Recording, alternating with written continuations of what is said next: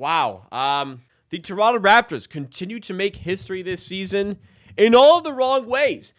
In the first quarter, they set a franchise record for most points allowed in a first quarter of a game with 45 points allowed to the New York Knicks.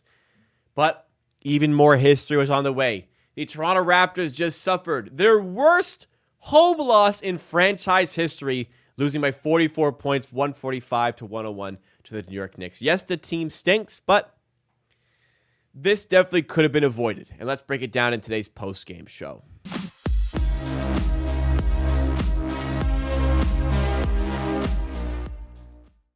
So finally, for one of these post-game shows, we actually have something to talk about. It's not just, yeah, the team sucks, they played hard, they kept competitive. It is what it is. No, not the case today at all. In fact, the team does stink, obviously. They did not keep things competitive, but there was a little bit of extra that went into this game.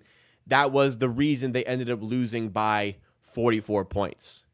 The largest home loss in Raptors franchise history occurred, well, not very long ago. It occurred earlier this month against the New Orleans Pelicans. The Raptors lost by 41 points, 139 to 98. They broke that today. 44-point loss is the third largest margin of defeat in Raptors history. They lost by 46 in 96, by 45 in 2021. That was a game against the Cavs where only 8 players were available, 4 of which were G League players on 10-day contracts, 4 of which were players who didn't even start usually for the Raptors. They lost by 44 in 1997 twice in the span of 11 days.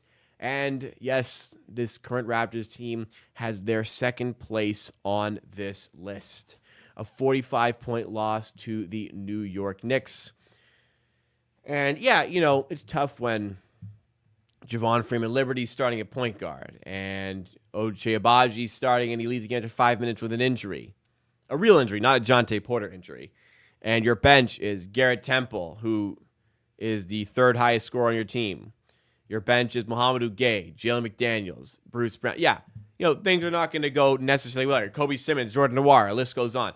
This is not a good team here, but there's certain aspects of allowing 145 points that definitely can be avoided here. And we'll get into them in just a second here. But before we go any further, I want to remind you guys that we still are doing content like this for every Raptors game. So please, if you have not done so already, make sure you do hit the like button and consider subscribing to the channel as well, because we're going to keep on bringing the content for the rest of the season, but some excellent content on the way in the offseason as well.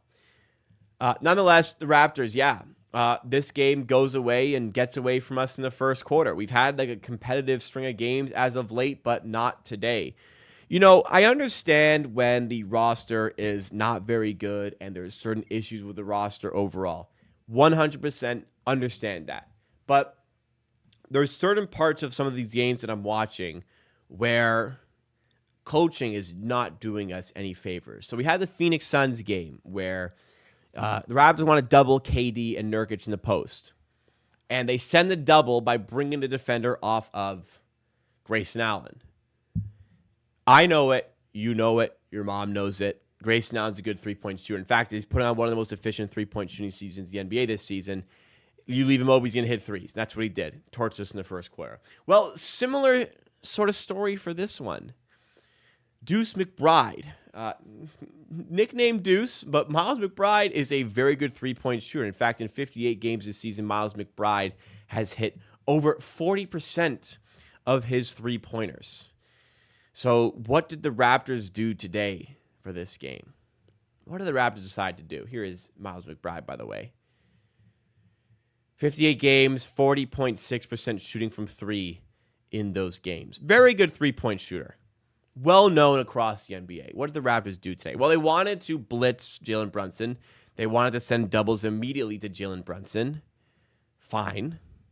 Brunson still scores 26 efficiently, but that's Brunson. We have nobody to guard him. What's not fine is sending that double to Brunson by doubling off of Miles McBride. Not only doubling off of Miles McBride, doubling off of him on the strong side. Doubling off of him when he's literally 5 feet away from Brunson, who can just say, hey, you're open. Here you go. Miles McBride hit a three-pointer on the first play of the game and had 6 in the first quarter. He was 6 of 8 from 3 in the first quarter with 18 points. If you're going to double off Miles McBride, that's stupid. As a coaching staff, coming up with a game plan for this game, coming up with, we're going to lose, but how much are we going to lose by? What are we going to come up with a game plan defensively? Doubling off of Deuce McBride is fucking stupid.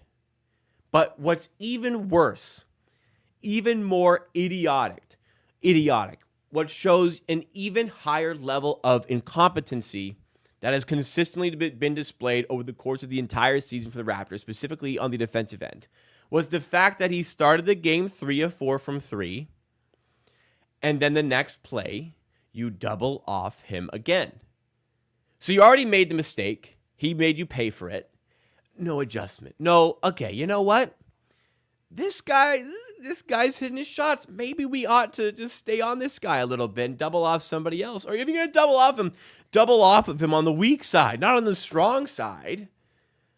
But no, whole quarter, status quo, keep to the plan. 18 first quarter points for Miles McBride, 45 first quarter points for the New York Knicks. Again, that actually equals a franchise record for most points allowed in a quarter in the first quarter in franchise history. But however, that was the most points allowed by the Raptors in a first quarter in franchise history at home.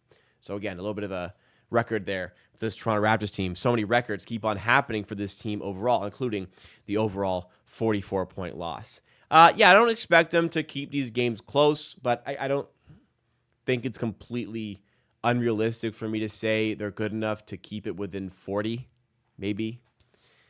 40, that's a lot. 40 fucking points is a lot. You lost the first quarter by 12, the second quarter by 9, the third quarter by 10, and the fourth quarter by 13. At no point was it anywhere close. You got blown out in all 4 quarters of this basketball game. Brunson goes 11 of 19. McBride goes 10 of 17. 9 of 14 from 3. McBride finishes plus 40 on the night for his team in 40 minutes here. Precious Achiuwa. You let Precious Achiuwa get 19 points and 13 rebounds, including a poster late on Javon Freeman Liberty. Just a disaster of a game here. And I understand. Look, this is the cast of players we're working with. Gradey Dick, Freeman Liberty, Ochai Agbaji, Garrett Trent, Kelly Olynyk. A lot of bad defenders. A bad defender standing next to Deuce McBride doesn't let him shoot that many threes. You can avoid that. You're doubling aggressively on Brunson. Hartenstein wide open in the lane can be avoided, even with bad defenders. So it's not like there's missed rotations. It's not like a guy is not handling his assignment. That's stuff I don't have a problem with. The team's not good. The missed rotation, breakdown on defense, I can understand all these things. But when it's a calculated decision by the coaching staff that they wanted to see executed, it's a conscious decision to double off Miles McBride. That is so stupid. How do they not see that? That this is the sort of incompetence that I cannot stand with this team that we have been dealing with all throughout the season. And it's obviously showcased even further by the fact that there's no talent whatsoever on this group to bail them out. And I get that. But these sort of decisions bring me back to the team sucks. They don't have a lot to work with.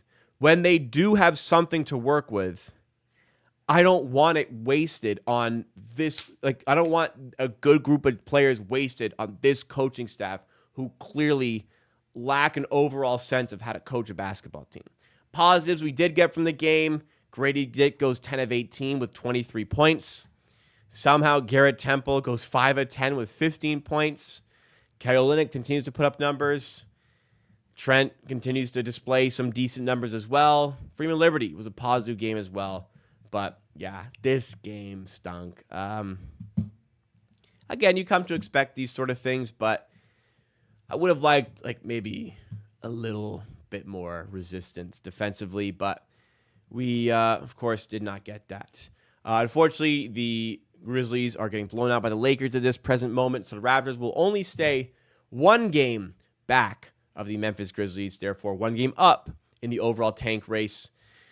We're battling, and looking at the upcoming schedule, again, I say this every post-game show, you don't know where those wins are going to come from. Possibly the Raptors do lose out in games like today when you lose by 44 points, 145-101. It does remind you that, this team may not win again this season. But at least we scored more than 90 because we didn't do that in the last game against the Brooklyn Nets. But more history made by this Raptors team. So there you go. There you have it. There's the post-game show. If you did enjoy, make sure you do hit the like button and subscribe for more Raptors content just like this.